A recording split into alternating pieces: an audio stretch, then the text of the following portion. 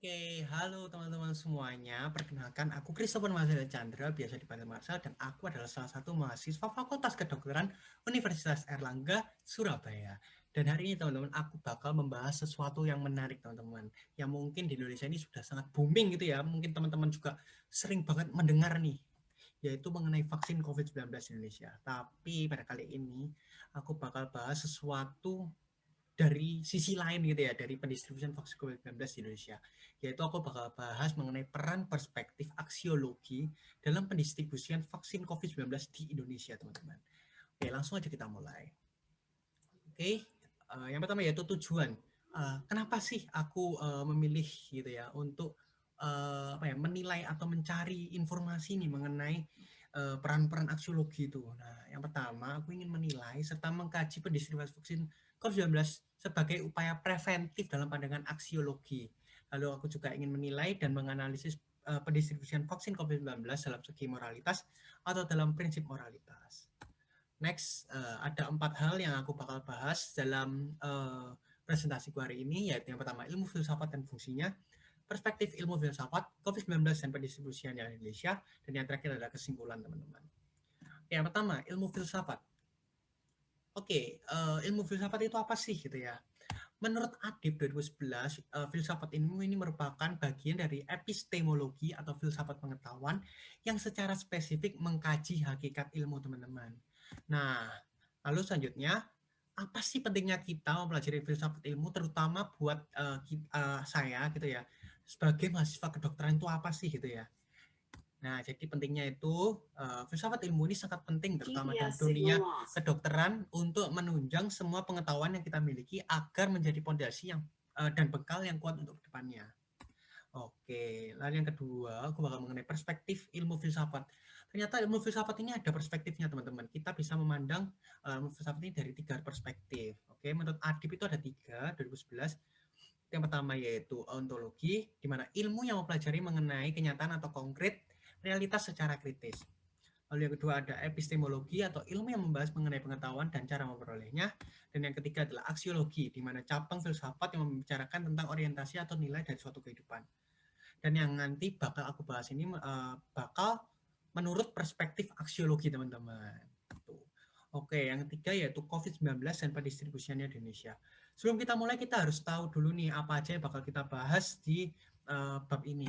Yang pertama, aku bakal bahas mengenai COVID-19 ini apa, lalu juga jumlah kasus COVID-19 di Indonesia ini sudah mencapai berapa, sehingga kita bisa melihat urgensinya itu seberapa sih untuk pendistribusian vaksin ini, gitu. Lalu juga pendistribusiannya di Indonesia ini seperti apa selama ini, sudah sejauh apa, dan yang terakhir ada korelasi aksiologi dalam pendistribusian vaksin COVID-19. Yang pertama mengenai COVID-19.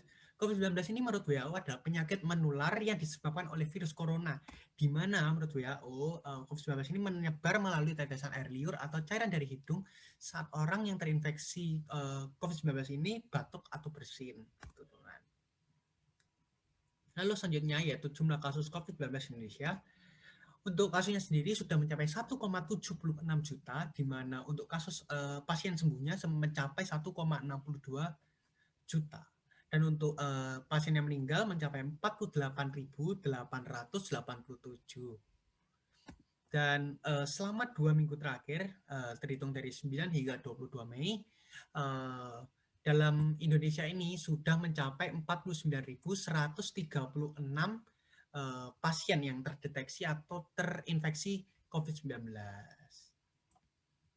Oke, sehingga dari sini kita bisa lihat urgensinya itu seberapa sih ya. Pasti sangat urgent sekali ya teman-teman ya.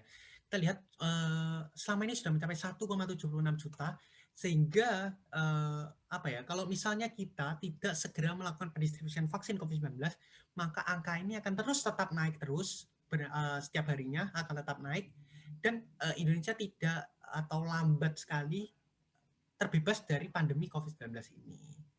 Tuh. Nah, pendistribusian vaksin COVID-19 di Indonesia ini sudah seberapa banyak sih, sudah didistribusikan seberapa banyak sih gitu ya. Dan dari data yang saya ketahui, yang saya dapatkan,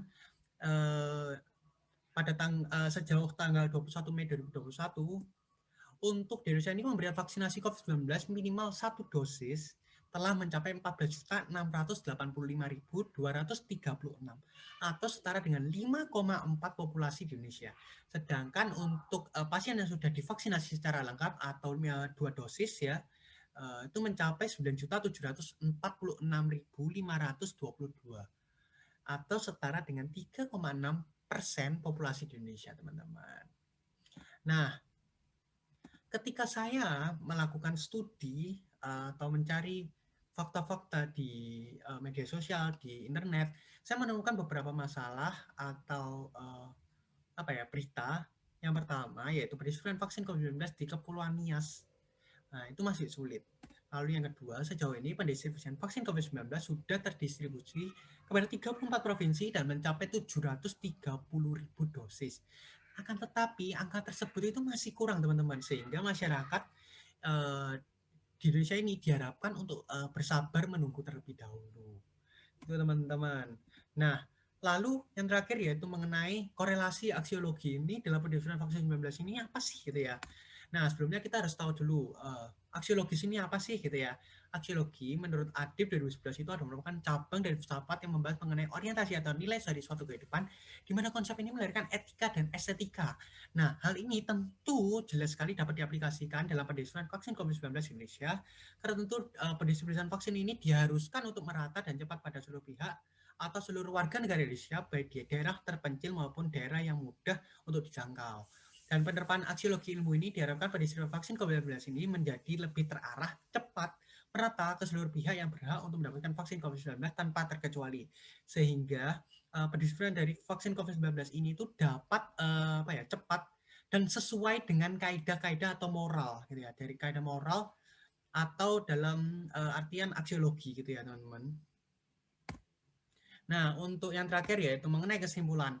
Dari semua yang telah saya dapatkan ketika saya mencari fakta-fakta dan melakukan studi, saya mendapatkan 2 kesimpulan dari hasil tujuan yang saya tentukan di awal. Yang pertama yaitu, dalam melakukan distribusi terhadap vaksin COVID-19 ini, pandangan aksiologi sangat berperan penting. Hal tersebut disebabkan karena pandangan aksiologi membahas mengenai pandangan yang sesuai dengan prinsip moralitas, di mana dalam melakukan distribusi terhadap vaksin COVID-19 sebagai upaya preventif terhadap pandemi COVID-19 ini sangat dibutuhkan keadilan, pemerataan tanpa terkecuali untuk seluruh bagian atau masyarakat di Indonesia, termasuk dalam beberapa wilayah terpencil, juga memiliki kesempatan dan hak yang sama untuk menerima distribusi vaksin COVID-19 di Indonesia ini. Lalu kesimpulan kedua yang bisa saya dapatkan, yang pertama yaitu dalam pendistribusian vaksin COVID-19 ini telah menjalankan nilai moralitas, di mana vaksin COVID-19 ini sudah tersebar dalam 34 provinsi di Indonesia, terutama pada daerah terpencil. Meskipun dalam pendistribusiannya ini dinilai atau didapatkan belum maksimal dalam pelaksanaannya, dikarenakan beberapa hal yang menyebabkan hal tersebut dapat terjadi.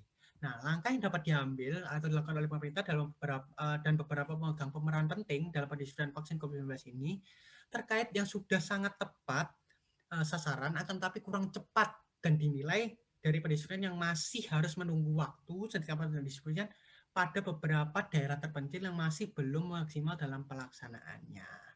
Itu, teman-teman. Jadi pendistribusian vaksin COVID-19 ini telah sesuai dengan prinsip moralitas. Jadi dalam aksiologi ini pendistribusian vaksin COVID-19 ini sudah sesuai, gitu, teman. Akan tetapi masih dibutuhkan beberapa aspek-aspek agar lebih cepat lagi ini dalam pendistribusian vaksin COVID-19 ini. Gitu, teman-teman. Oke, jadi teman-teman pasti sudah bakal tahu nih, dapat ilmu baru nih tentang pendistribusian vaksin COVID-19 ini gimana sih di Indonesia ini gitu. Oke, sampai ketemu di lain waktu. Jangan lupa like, comment, dan subscribe. Bye.